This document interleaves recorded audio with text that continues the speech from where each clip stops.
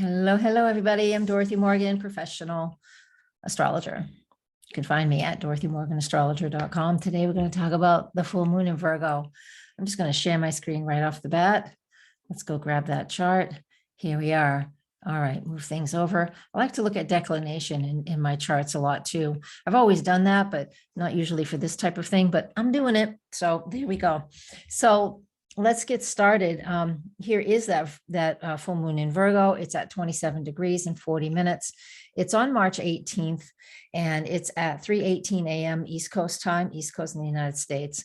I don't have the ascendant midheaven in here because we all live somewhere else. The house placements will be different depending on your time zone in the world, so I won't talk about that either. However, you can go and look at your own chart and decipher where this Virgo full moon is, because that will be additional information just for you. All right, I do that, and I go even deeper into this with my Patreon group, and you're welcome to come and support me over there. We'd love to have you.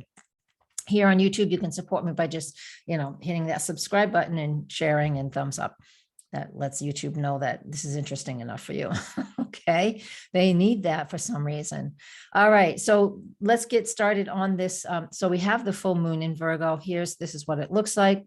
Now, one of the cooler things about this full moon and the last two full moons and the two full moons to come. So those are full moons in Cancer, Leo, Virgo. Virgo's the current one, and then Libra and Scorpio. The reason I'm talking about that is because the moon, after it's full, it makes its aspect to Pluto. So during those full moons, the last two, so January, February, March, April, and May, and that, keeping a tight orb here, the full moons have all been involved with Pluto, whether it's an easy aspect or a hard aspect. This one's an easy aspect because Virgo's Earth, Pluto's in Earth. I like the earthy energies, and it does make a grand trine to the lunar north node, and then a kite with the, you can see it right here. There's a few kites in here. There's some fun, there's a lot of patterns in here. So having the moon out in Virgo, it stops that bundle chart we've been having for quite a while. So it helps us not to be like so honed in on just a couple of things. The full moon in Virgo, however, saying that, does want us to hone in on the details. So we're going to make sure and, really stick with that. So I want to talk about what are some of the ways that we can use this full moon in Virgo. This whole forecast, by the way, is right on my website blog. And if you join the website, you'll be notified when that's up, or get on my newsletter list and I will email it to your inbox. And I only email a couple times a month, so never spam me. It's just me. I don't have any automated stuff, except if you sign up, you have to say, okay, that's it. That's the only thing I have that's automated, because again, it's still just me. And I'm running the show. And so I have to pay attention to a lot of details. My North Node in Virgo says I must pay attention to the details. It's what I'm striving for, right? That North Node energy. But full moon in Virgo, it's about, here's some mundane things. It's our daily health and wellness, those routines, right? When like you get up and you shower, do your teeth, hygiene, food, taking good care of yourself. It's those daily routines, again, the food we eat, the daily routine. I already said that. It's also like a work environment and the coworkers that we have and how we interact with them every day. Right. So it's being practical and logical and disciplined and efficient. It really wants to be efficient. We're going to analyze data. These are the things that this full moon in Virgo is all about. It wants us to, we're going to hone in on those things, right? And we're going to see, it's like, am I over analyzing something? Am I being obsessive, compulsive? That happens. A workaholic. We can look at that and ask ourselves that question. And if we are, the full moon is that opportunity to write some of that stuff out and really release it. Because, releasing things is, as long as you have that emotional charge behind it, we want to energetically make sure that we're able to really get behind what we're trying to release, because sometimes we do pay attention way too much to the details, and we need to allow some things to flow. So the Neptune effect out there, Neptune and Jupiter in Pisces, a lot of smoke and mirrors going on these days. So in my opinion, I think that, and of course the sun is in Pisces too. And I think with the full moon in Virgo, this would be a nice day where, the clouds will part and we might be able to see a lot of details going on. So here's a couple questions you can ask yourself. And again, all of this is written down in the forecast on my website. Ask yourself, it's like, in your time when you're contemplating what you want to release, ask yourself, it's like, am I emotionally triggered by, what am I emotionally triggered by? And then where do I feel that in my body? Virgo has a lot to do with the processing, right? The digestion, IBS and that's irritable bowel syndrome and things like that are really, and a lot of food allergies. Some of it's triggered, of course, by emotional content in our minds, but the emotional connection to the physical body is very Virgo. So ask yourself, is something triggering me to eat too much, to not eat enough, to eat late at night, to not, get the best foods into me that I can possibly manage. These are things that we can look at this time of the month, right? And looking at with this full moon in the sign of Virgo. So it's really, really important. We kind of want to do our best to elevate the food that we eat, by eating more whole foods and things like that. And if that's not your gig, and that's cool, but pay attention to your triggered eating, if you will. And then I also want you to pay attention to, again, what your daily routine is like. Are you moving enough? Are you exercising enough? Are you doing all of those things?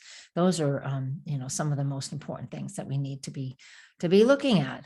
Okay, so what else does this have to do? So the Virgo full moon can help us to, something can come up at work. So if you're, at work with coworkers, if that's, in your world, then something can be revealed that we need to find another way to equalize what's going on in the work environment.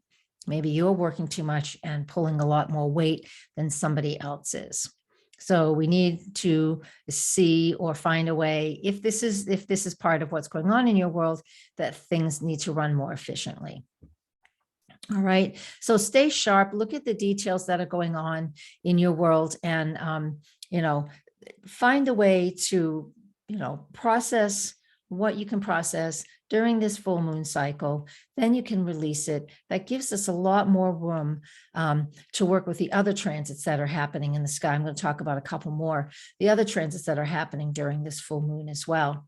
Because again, that trine aspect to Pluto can become very obsessive and very compulsive, but it's also a very big, yes, both of them. It's a deep opportunity for transformation, a deeper transformative period, especially if we're able to let go of something that's important. Now, or you could get some content or some information that just helps you to just find, can get those big aha moments that just flip a switch and something happens. So we have that opportunity for that too.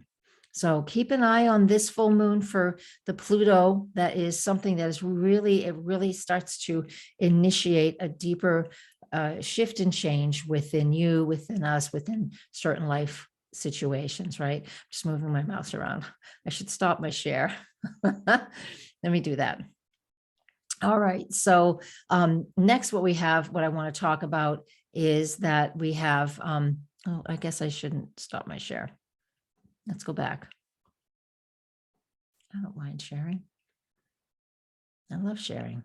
Next, I want to talk quickly about, or not quickly, or as long as I talk. Here's Venus.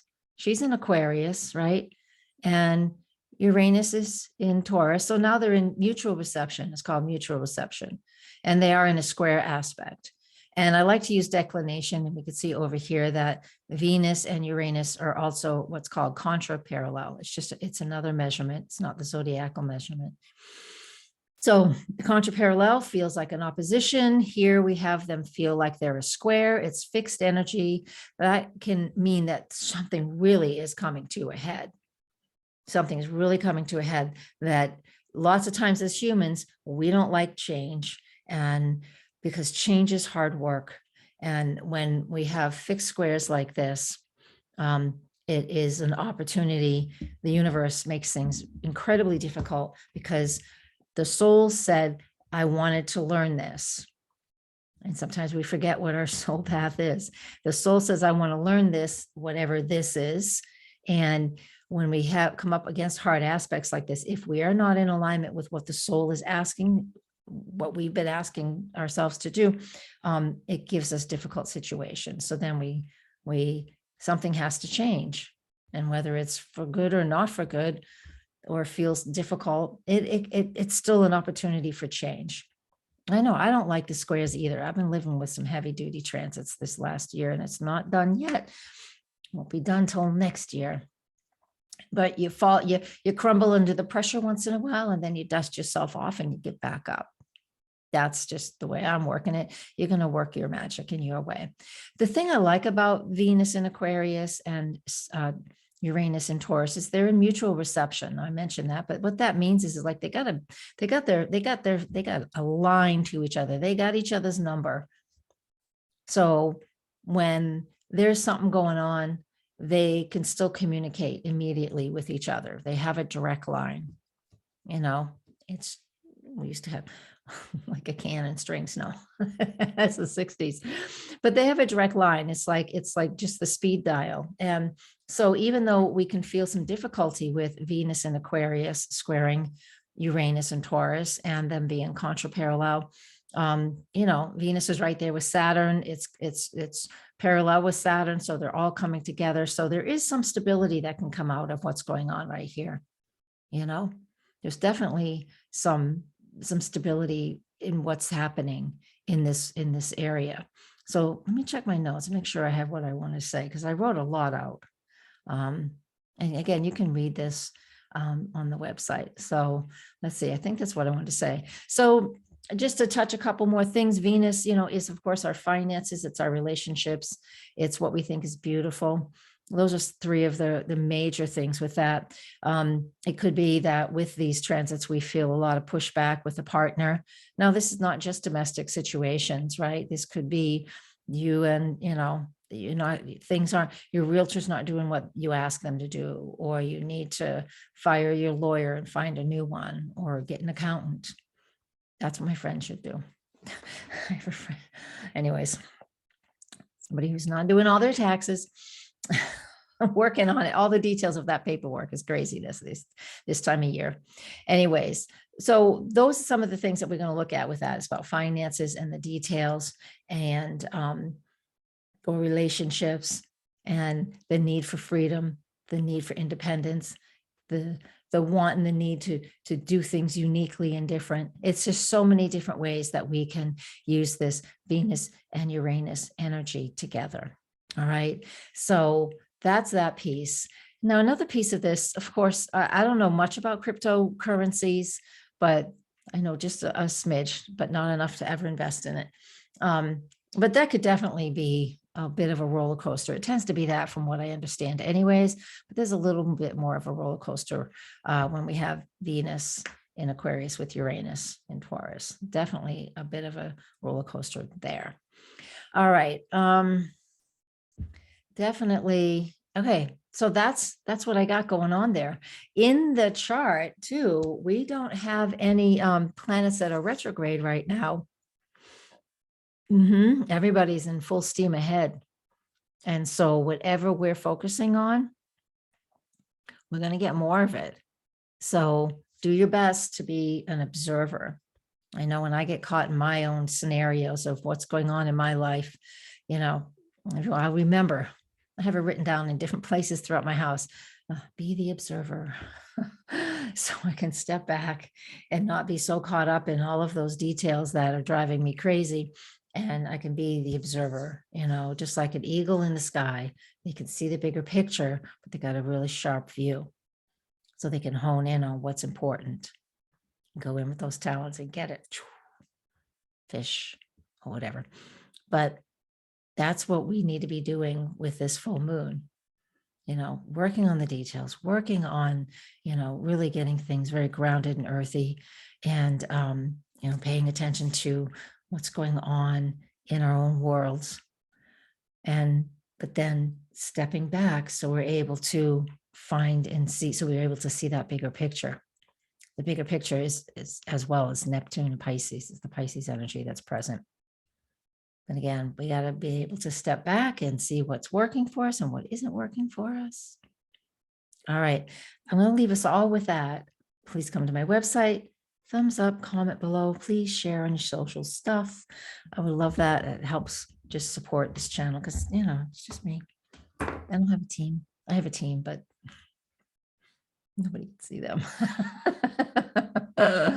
All right, everybody, I'll be back. And thank you so much. And don't forget to subscribe. I do a daily thing, so you can come and check that out. And it's a lot of fun. So, all right, everybody, I'm eternally grateful for your presence and have a great day.